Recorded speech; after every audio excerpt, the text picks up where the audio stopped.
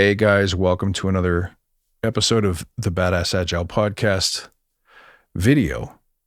I should come up with a better name. But I'm here with my good friend, Lawrence Bonnema. How are you, Lawrence? I'm doing great. Good. Hey, listen, while we're here, we should talk about your new show just for a sec. Yeah, thank you. Well, it's actually a new old show because I finally got after actually recording episodes, and one of them was you. Yes. And it was nice. Right. And it came out well. It just released and I heard it and you did a great job. Thank you. So congratulations. Yeah, We'll put a link in the show notes so everybody can check it out because the more voices, the better, I think.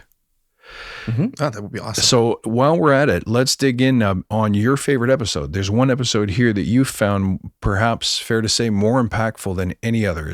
Do I have it right?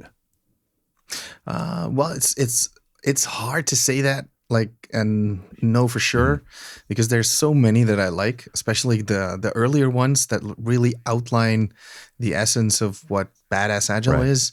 I keep coming back to them, but there's one that really talks to me personally. This one speaks to you. It does. Okay, so let's hit it. This is Badass Unscripted. No, sorry, this is episode 122. So going back to, I want to say this is like last year, and it's called Do You Struggle with Consistency? Let's play it, and I'm going to stop it. Here we go. Do you struggle with consistency? Because I believe that consistency is the secret sauce to productivity. So dig deep. If you believe that you could stand to be more consistent or your team struggle with consistency as well, this episode's for you. That's this week on the Badass Agile podcast.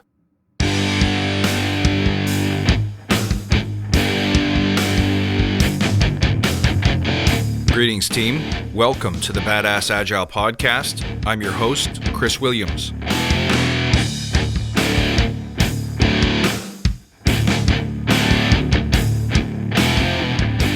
Good morning, everyone, or good evening, or good afternoon, or whenever you happen to listen to this show. It's great to see you. You having a good week? How's your year going so far? Do you have goals? As a team, as a leader, as an individual, do you set targets for yourself and then fail to reach them? Now, those targets could be short-term promises. They could be long-term objectives. However you set goals, do you notice in yourself or in others a consistent inability to deliver on them? Some people even struggle with an ability to show up every day, to bring their best game, to do the stuff that they know they need to do. Let's take a moment to examine why that happens, but first let's take a moment to remember why we're here. To create an elite tribe of leaders who truly serve their clients and communities by doing what matters and what works, relentlessly chasing value and excellence like a badass. There's so many resources out there about what you need to do to be agile, but we're focused on who you need to become in order to lead teams. So let's hammer down those fundamentals to create a unique and powerful force in this industry. And if this helps you, remember to tell your friends. Okay, here's the bottom line. I want you to remember this. It is not herculean effort that gets you across the finish line. It is small, consistent, and incremental progress. Think about this, guys. It's fundamental. Agile depends on increments. Why? Because it is the small movements towards a massive goal that makes massive goals possible. The reason why Agile exists in the first place, arguably, is because there has to be a better way to get consistent results and deliver on more of our promises. Too often, we as individuals and as organizations set big, lofty goals and then immediately fail to achieve them. So traditionally, what do? We lower the bar. We make excuses. We cancel the project, and we eat the losses. Well, think about that for a second. Is that elite behavior? Is that what championship teams really do? I don't think so. All right, so I'll pause it there. So this is, I'm guessing, the part that spoke to you because it's the part that spoke to me. Yeah. So how did this, when you heard this, what, was this kind of like lazy shaming or how do you remember what it was like when you first heard it and what came up? It was definitely lazy shaming, but then more like a realization, a refreshing slap in the face, so to speak, where I realized, oh man, that's me. Right. He's talking about me. Right. And of course, you're talking about like everybody Sure. who has the same realization when they listen to Sure. this, but it's so spot on. It's exactly what happens. I take on too much and then I make excuses for having taken on too much and it's hard and I started late and whatever, all kinds of excuses. And that's really what they are. And that really, it hit home, especially because as an Agile practitioner, the whole point is being able to chunk stuff down, right? That's what we teach people. That's what we help people with. And then to come to the realization how hard that actually is to do yourself and therefore achieve a new level of empathy, because that's exactly what it did with me. I started to empathize more with other people struggling, and then still wishing I didn't let myself off the hook that easy, because in essence, it's really that simple. Like you just described, just get after it, make it smaller, make it even smaller if you're not getting after it. And if you're still not getting after it, make it smaller still, and then do it. And just keep doing it little bit by little bit. And then in the end, you'll have done it all. And that for me was, well, that was the essence. That was the aha moment. So you know, and I struggle with this too. It happens to me all the time, but I'm just watchful for it now. So I feel it when it's happening and I can railroad it before it takes hold.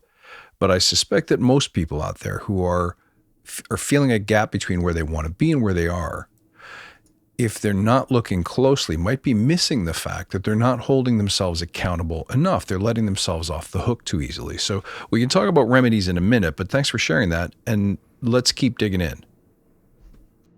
The iteration was designed to take big complex problems, break them into small achievable pieces, and then to execute in tiny increments. But why does that help? It helps because consistency removes fear. You see, consistency is predicated on the increment being small. When something is small, there's less risk associated with it.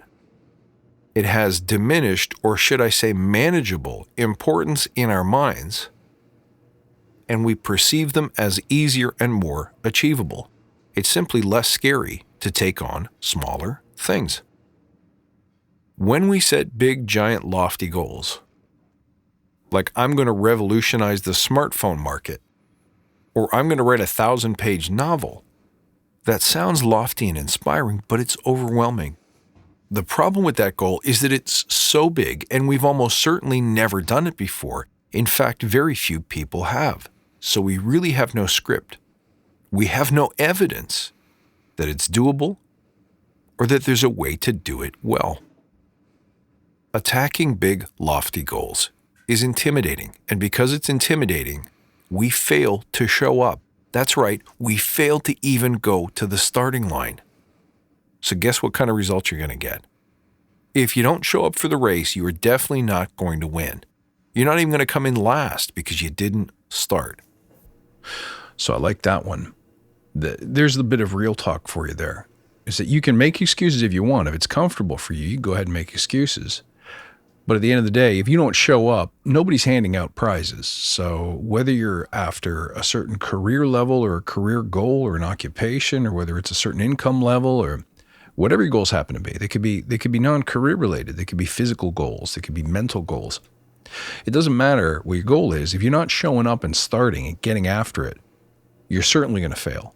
So the secret, if I had to summarize it, is do smaller things consistently. The only caveat to doing smaller things is make sure that they're measurable, because it's easy to commit to smaller things and then turn around and have those smaller things not make meaningful progress towards a goal. So if you make them small and measurable, and then you can execute on small and measurable every day, you're on your way. So tell me Lawrence, I'm curious, what was an example of the areas where you were making excuses, and how did you get to small, measurable, and consistent? Well, a nice example would be the podcast that I just launched 3 episodes. It was something that was on my list, and I thought it was important because I like doing podcasts, and actually, I love listening to them. I like creating them. I like to tinker with audio and video and all that stuff. And I wasn't really doing it. Now, one thing that you said really rang true to me, and I think that's in another episode, that if you're not really doing it, do you really think it's important? And I was like, yeah, I think it's fun.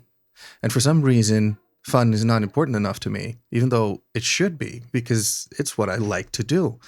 So if it's that important to me, why don't I just do the simplest thing that could possibly work, which is line up some interviews and then see what happens. If it takes several people, several weeks to actually show up for the interviews, then it'll take a little bit longer, but at least I've gotten the first actionable thing done. And that really worked. It was small enough to actually do in 15 minutes. In about a half an hour, I'd send out 14 invites. That's not hard, but it's the first step to ever get it done. You got it. So let's add to small and measurable that it should be a done thing. So it's easy to move forward with some task and say, I'm going to, plan my first meeting about my podcast, but those aren't tangible done things. You send those invitations out into the world and it's a done thing. Now people will either respond positively, negatively, or neutral, but at least it's out there. It's irreversible. Now you're on a path. You've created momentum. So as I've said in a separate episode, it needs to be a done thing, not something that ends in ing, thinking, planning, talking, imagining. Those things, they're all great, but they don't create momentum. I want to talk practical application notes in a minute. So let's resume from this point here. And that's how we head into excuse-making territory and lowering the bar for ourselves and generally getting less than stellar results. But that's not what we want. I want you to be consistent. Now here's how you start. First, I want you to get good at anything consistently. If you think about it, there is something that you already do every day consistently. Now you go to sleep because you have to. You eat because you have to. But what's something that you don't have to do that you manage to show up and do with excellence every day? Maybe you never miss an episode of your favorite show. Maybe you always play with the dog and never miss. Maybe you always go to the gym. Maybe you always pick up your favorite book. Maybe you always doodle. There is something that you always do. It's usually something that's really pleasurable for you. But what's interesting is that if you think about it, it's not always easy. So if you sit down and play the piano every day, piano's not easy to someone who's never done it. It requires very specific muscular coordination and skill. So in order for you to have gotten to the point where you do something totally unnatural to the human experience, that is playing the piano, you must have done it consistently enough to get kind of good at it. So we know for a fact that you can be consistent.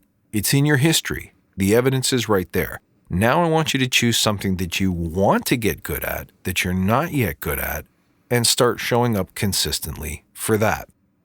And I want you to track it mercilessly. I want you to notice every day you failed to do it. Figure out why you failed to do it.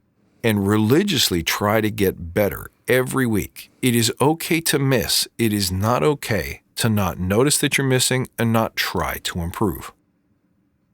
Now, if you miss and you fail to show up consistently, make the commitment smaller. So once again, the size of the commitment matters because the size of the commitment inspires fear. So if you said, I'm going to work out every day for an hour, that's a pretty big commitment. Rather, to say I'm going to work out 3 times a week for 10 to 20 minutes, that may be more manageable for you. And if even that is too big, you might bring it down a little further and say, I'm going to commit to increasing the intensity of my walking speed 3 times a week. Now that one might hit the sweet spot because, hey, you were already walking anyway. Remember, the output and the outcome is not what we want here. The output and the outcome is actually the consistency itself. So first, prove to yourself that you can get consistent at something new and something challenging. Now you can go back to the 1,000-page book. And now you can say, well, what consistent habits would I need to get to the end of that job. You would need to sit down and write for 20 to 30 minutes every day. Or once again, if every day is too much, 3 times a week. If 20 to 30 minutes is too much, promise yourself 10 and see where you go from there.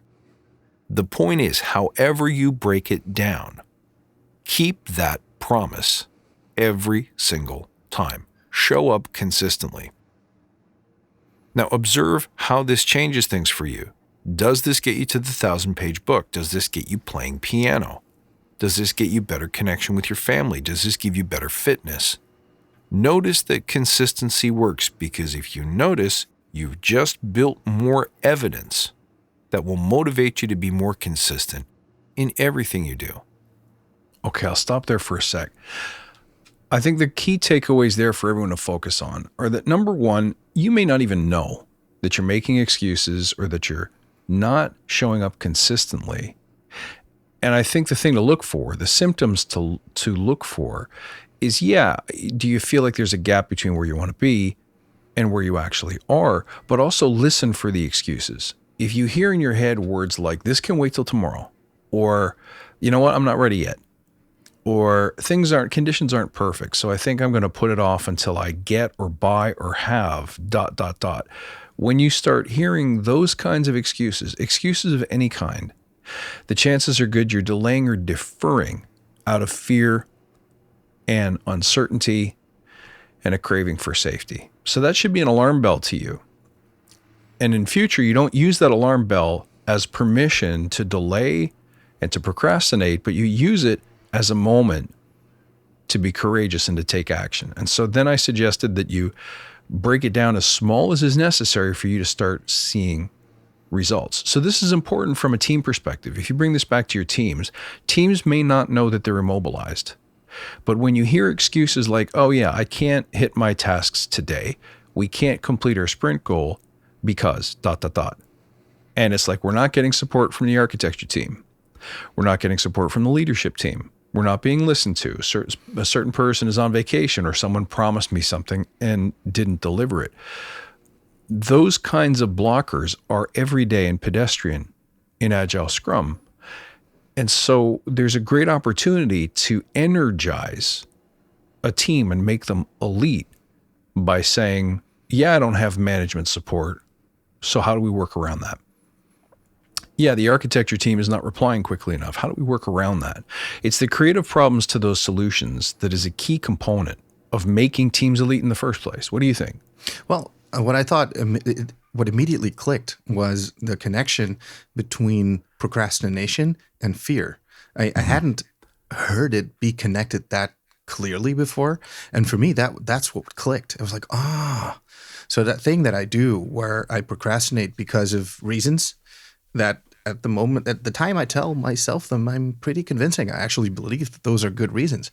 And then still, they're all based in fear of either sometimes succeeding, fear of not getting it done, fear of whatever. And then the practical application of what we've just heard is just make it smaller. Make it so small that fear is ridiculous, and then make it bigger again. So just make it like more of a pulsating thing where you're on the lookout for what's the size that makes you just do it, because it's no longer something that you get to put off, because putting it off would be ridiculous because it's that small. If it's the 10-minute or the 15-minute or the 30-minute commitment, and I think really that commitment, tying that into commitment, that's what makes it work for me. Right. Okay, let's keep rolling. Now, does this really work? Yes, it does. If you read the biography of anyone who's ever been successful at anything, they will tell you there was usually no single aha moment. There was no one single herculean lift. There was no single act of 200 hours of sleepless nights to get to the finish line. It was all showing up consistently, a little bit every day and never missing, that created that level of achievement. Now, if you still struggle with consistency, there's one last thing that you should look at. Remember that willpower and discipline are great, but they're hard to come by. If your reason is not strong enough, you will never get consistent at doing things because you will not be willing to invest the time and the effort required to be consistent. And if that happens, you need to check to make sure that your vision is still true and relevant for you. Now, the last step, of course, is to take these teachings that I've just given you and bring them back to your team. Get your team consistent at anything. It doesn't have to have anything to do with your current project or outcome, but rather with conditioning the habit of consistency across all the members of the team. They need to learn to value keeping their promises. They need to learn to value the impact that small incremental movements repeated daily without fail has on their ultimate success. So please bring this teaching back to your teams this week and let me know how it changes your game. Folks, thank you for listening. You can reach out at badassagile.com or find me on Twitter at badass_agile. I look forward to seeing you next time, and until then, stay badass.